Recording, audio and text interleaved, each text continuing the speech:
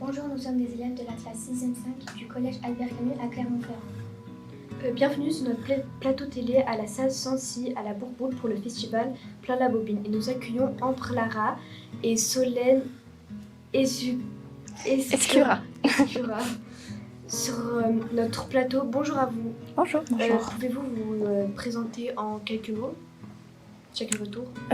Oui, je commence. Vas-y. Alors, moi, c'est Solène. Je suis réalisatrice sur le court-métrage Midnight Sonata. C'est un court-métrage étudiant qu'on a réalisé en groupe de 5. Il y avait 3 autres personnes qui n'ont pas pu venir. Et je vais laisser la place à Ambre, qui a participé aussi et qui va se présenter. Voilà, donc moi, je suis Ambre Lara. J'ai fait tout ce qui est design des personnages. Et les 3 autres personnes qui n'ont pas pu venir malheureusement ont fait respectivement l'animation, le design FX et du concept art. Vous êtes étudiante à l'école d'art graphique de Bordeaux. Pouvez-vous nous parler de votre formation? Oui, alors on a terminé nos études. On a fait 5 ans dans une école qui s'appelle ECV à Bordeaux. C'est une école de cinéma d'animation et qui forme aussi aux jeux vidéo et au design. Et nous, on était dans le cursus animation, sachant qu'en animation, vous avez la 3D et la 2D, et nous, on était spécialisés en 2D. Pourquoi avoir choisi cette école d'art plutôt qu'une autre? Bonne question. Pour avoir visité plusieurs écoles au salon des étudiants, tout ça, j'ai trouvé que ECV, c'était celle qui avait plus une bonne ambiance avec les élèves et les professeurs. Du coup, je pense que ça a bien orienté mon choix, personnellement. C'est un peu la même chose pour moi. On a visité plein d'écoles et après, c'est un peu au feeling. C'est chaque étudiant a plus ou moins d'affinité avec les différentes écoles et nous, c'est tombé sur le CV. Ouais. Quelle est la raison de votre présence au festival? Notre film il a été sélectionné, Oui. Du coup on était contente quand même, donc on voulait participer quand même, voilà, montrer notre présence. On a été invités et on est venu avec plaisir. Voilà. Comment ça s'est passé pour vous? Reprends, t'inquiète pas, reprends tranquillement, tout va bien, on enlèvera ce petit. T'inquiète pas.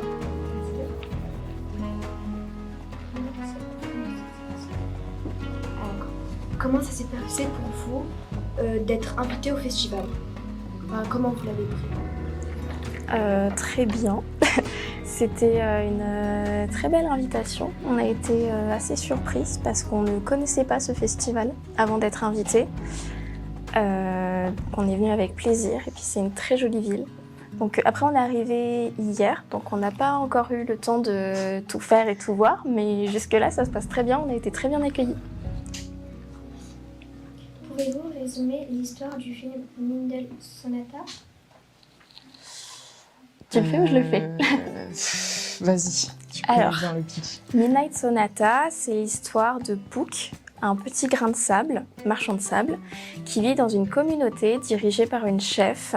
C'est la maman marchand de sable qui s'appelle Maestra. Et ils vont sur Terre pour faire des rêves aux enfants. Ils font une petite danse, ils lancent du sable et ça fait rêver les enfants. Et Puck, il est un petit peu différent des autres parce qu'il est maladroit, il est différent physiquement, il est rejeté par sa communauté. Et c'est sa différence qui fait sa force, parce que ça va lui permettre d'aller là où les autres n'ont pas pu aller. Il va aller affronter un cauchemar, alors que le cauchemar fait peur aux autres marchands de sable. Et c'est sa différence qui va lui permettre de résoudre ce souci, et du coup, il va transformer le cauchemar en rêve, et il va aider un enfant. Voilà, en gros, l'histoire. Et pourquoi vous avez choisi Midnight Sonata? Exactement, qu'est-ce que ça veut dire et pourquoi ça? Le titre? Oui. Le titre, c'est qu'en fait, nous, c'est très axé sur la musique. Donc toute l'histoire, en fait, on suit toute la musique qui accompagne le On n'a visuel. pas de parole. Pas de parole. Et c'était par rapport, vu que c'était de la musique, c'était par rapport à un titre musical. C'était par rapport à Moonlight Sonata, Voilà. qu'on voulait utiliser à la base, mais bon, pour des raisons de droit d'auteur, on n'a pas pu l'utiliser. Mais on a trouvé que le titre était très joli, et du coup on a transformé le Moonlight en Midnight, comme ça se passe la nuit et qui distribue des rêves aux enfants.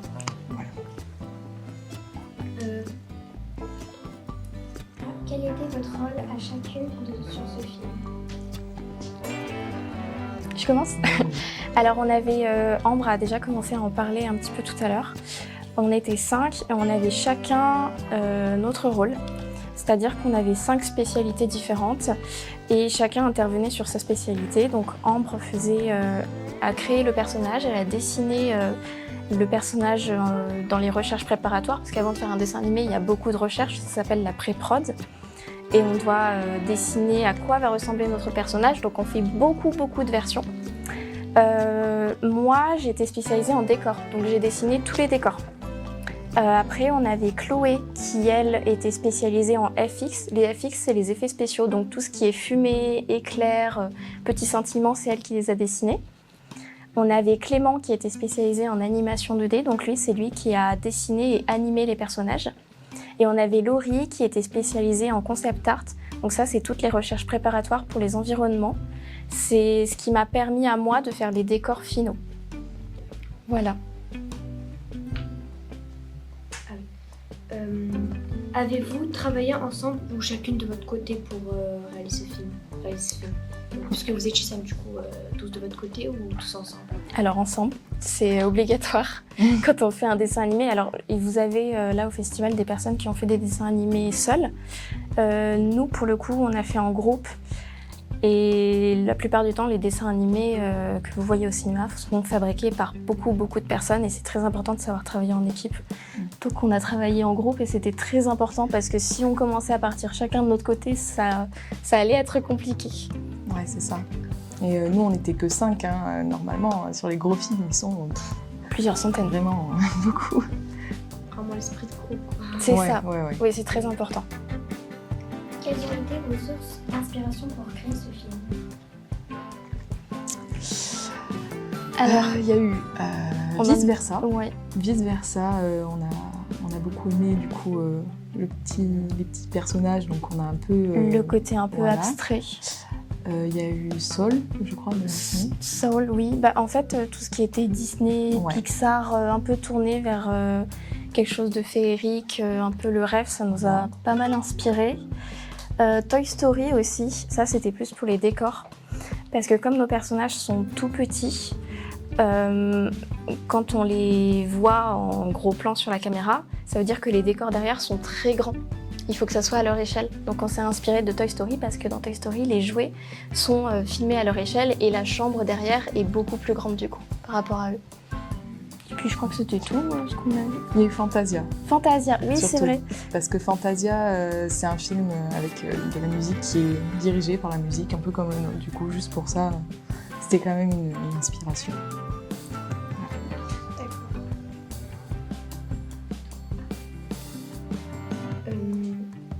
Pourquoi avez-vous choisi de créer des personnages en forme de petit soleil? Alors, en fait, nous, on a regardé des grains de sable au microscope, à quoi ça ressemblait. Et en fait, ça a plein de formes différentes et plein de couleurs. Et c'était vraiment c'est très joli. C'est très joli à regarder. Je vous conseille d'aller voir sur Internet après. Oui. Et il y en a un en particulier qui ressemblait à la tête du personnage qu'on a choisi. En fait, c'est un rond avec plein de pics. Et du coup, on s'est dit, allez, celui-là, c'est parti. Même si ça fait un peu étoile, on avoue. Mais c'est quand même celui qui ressortait le plus du sable, en fait. Voilà. Après, c'était volontaire aussi la forme, oui. Parce que comme c'est pas forcément évident quand on regarde le dessin animé sans connaître l'histoire que c'est des grains de sable, on est parti sur cette forme-là, comme ça on s'est dit les enfants vont croire que c'est des étoiles, donc ils seront pas trop perdus non plus, sachant qu'ils vivent dans l'espace. Donc ouais, c'est ça. Et Et du coup, est-ce que vous avez pris aussi d'autres inspirations pour les personnages à Fort de Soleil? Vous avez pris que cette inspiration-là ou si par exemple de ce dessin animé que vous avez dit juste avant? Alors pour Maestra, la chef, on s'est inspiré de la maman dans Pogno. Oui, dans Pogno, la maman de Pogno, elle a des grands cheveux qui s'étalent partout. Elle est très grande comparée à Pogno qui est comme ça. Du coup, on s'est un peu inspiré de ça. Voilà. Comment avez-vous créé les montages de votre film? Alors, c'est pas nous qui les avons faits. On a fait appel à des sound designers à qui on a donné un cahier des charges, on a expliqué tout ce qu'on voulait et ils se sont chargés de nous trouver les sons et de les mettre par-dessus le dessin animé et ils ont fait un super boulot parce que ça rend vraiment super bien. Vraiment. Et eux, ils font pas partie de ceux qui ont créé le film ou ils font partie? Alors, ils font partie, mais c'est des intervenants externes. Ils n'étaient pas sur place avec nous, ils n'ont pas travaillé, ils étaient à distance en fait. On les a contactés, ils ont accepté de travailler avec nous et tout s'est fait à distance.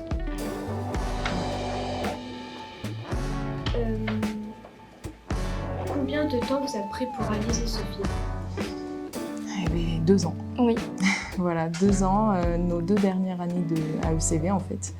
Donc la première année, c'était toutes les recherches et tout ça. Et en 1 an, on a fait tout ce qui est film. En fait, tout le film c'est ça. Au propre. En fait, c'est sur 2 ans, c'était nos 2 ans de master. Et la première année s'appelle l'année de pré-prod. Donc c'est toutes les recherches préparatoires avant de faire le dessin animé concret. Donc recherche des personnages, première idée de décor, le storyboard. Donc c'est le dessin animé juste gribouillé, mais du début jusqu'à la fin, avec à peu près le timing définitif. Et la deuxième année, comme a expliqué Ambre, c'est l'année de production où là on va vraiment créer les décors finaux, les animations définitives pour faire le dessin animé fini. Et vous pensez que vous auriez pu prendre un peu moins de temps ou vous pensez que là c'est un temps qui est plutôt normal? On a réussi à faire dans les temps, mais c'est nécessaire les 2 ans. Ouais. Vraiment. Moins ça aurait été compliqué. Ouais, là, sachant que nous on travaille bien, on faisait bien tout comme il fallait. On avait des plannings, temps, voilà, on avait des plannings avec des deadlines, des dates de rendu, ça aurait été compliqué. Si c'était un peu plus court, mais bon, après on est bien sorti. C'est faisable, mais dans ce cas-là, on aurait adapté le dessin animé, on aurait peut-être mis moins de décors, moins de personnages, on aurait décidé de faire quelque chose de plus court. Oui. Ouais, ça serait beaucoup moins long, je pense. En fait, ça, c'est quelque chose justement auquel on réfléchit en pré-prod. Quand on sait combien de temps on va avoir pour fabriquer le dessin animé, on ne peut pas être trop ambitieux et par exemple, nous ça a duré entre 6 et 7 minutes. On pensait faire 4 au début. On pensait faire 4, on a réussi à faire 6, mais par exemple, on ne pouvait pas partir sur 15 minutes. Ça aurait été beaucoup trop. Impossible. Et vous êtes fiers? Oui. Oui, quand même. Quel message ou émotion voulez-vous nous faire sentir à travers ce film? De la joie. C'était justement, c'est quelque chose auquel on réfléchit aussi en pré-prod. C'est l'intention qu'on veut donner au court-métrage. Et notre intention, c'était de s'amuser en fabriquant le dessin animé pendant 2 ans. Donc on voulait faire quelque chose de mignon, fun, un petit côté magique, qui allait faire rire en fait au bout du compte. Voilà, c'est ça, parce que vu qu'on allait travailler 2 ans dessus, on se voyait pas faire quelque chose de triste. Donc on voulait un truc un peu fun. Et pourquoi avez-vous choisi votre métier, moi j'ai choisi parce que j'ai toujours aimé dessiner. Donc je savais pas trop quel métier du dessin je voulais faire, mais j'ai été, sur mes années de lycée, j'ai beaucoup regardé de dessins animés, alors que j'en regardais un peu moins quand j'étais petite parce que au collège, je me disais que c'était un peu pour les enfants, donc j'ai arrêté. Mais au lycée, j'ai repris et je me suis dit, mais en fait, il y a forcément des gens qui font ça derrière. Donc, il y a des métiers. Du coup, je me suis axée sur ça et Et vu que j'ai toujours aimé dessiner des personnages, voilà, j'ai voulu faire Cara designer pour les dessins animés. Et vous avez certains dessins animés que vous avez plus que t'as en donné envie ou pas? En donner envie, j'ai beaucoup aimé Gumball, j'aime bien, Souvenir de Gravity Falls, Steven Universe. Voilà. Il y en a plein en vrai. Je pourrais faire une liste qui dure des années, mais après... Moi, c'est plus, je dirais, le côté Disney. Parce que toi, là, tu parles plus de séries. Ouais, de séries, dessins animés qu'on voit à la télé plutôt. Moi, c'était plus les longs métrages Disney, vraiment le côté magique. Et un peu comme Ambre, j'ai commencé à dessiner dès que j'ai su tenir un crayon. Donc très très petite. Et j'ai jamais arrêté. Et c'est vrai que la question s'est posée quand il a fallu choisir des études. Et j'ai fait un peu le tour des écoles et ça s'est vraiment concrétisé quand j'ai visité le CV et je me suis dit ok, c'est ce que je veux faire. Et c'est vrai que avant de faire ces études-là, on ne sait pas en fait comment ça se fabrique un dessin animé. Il y a un petit côté magique en fait. Et ça donnait envie et c'est comme ça qu'on s'est retrouvés. On s'est rencontrés en première année d'ailleurs. Ouais. On s'est jamais lâchés depuis. On s'est jamais lâchés. C'est la fin de cette interview. Merci d'avoir. Et est-ce que à la base, ce que vous avez fait un peu trop les écoles, est-ce qu'à la base c'était des écoles qui parlaient d'autres sortes de dessins, je sais pas comment dire. Parce que par exemple là c'est réaliser des films, mais genre faire du dessin, la peinture, tout ça. Moi oui, mais j'avoue que c'était très... en visitant, je me suis rendu compte que c'était très... Je préférais les dessins animés parce que déjà donner vie au dessin, j'aimais bien le concept, mais aussi la peinture, je sais pas, c'est pas que ça me plaît moins, j'aime beaucoup faire de la peinture, mais en faire un métier, je préférais travailler en équipe en fait, avec d'autres personnes, faire un projet. Voilà, après ça c'est personnel, moi je sais pas trop.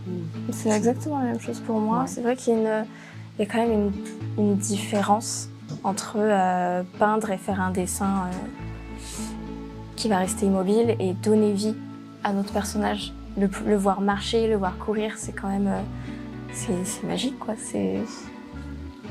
On s'émerveille à chaque fois. C'est ça. On s'en lasse jamais. Puis bon, quand on a fait 1 an de recherche et qu'on voit enfin le personnage bouger, c'est cool quand même. Voilà. On est fiers. C'est un peu comme notre enfant en voilà, fait. C'est notre enfant. Du coup, c'est la fin de cette interview. Merci à vous d'avoir répondu à nos questions et merci aux spectateurs d'avoir regardé.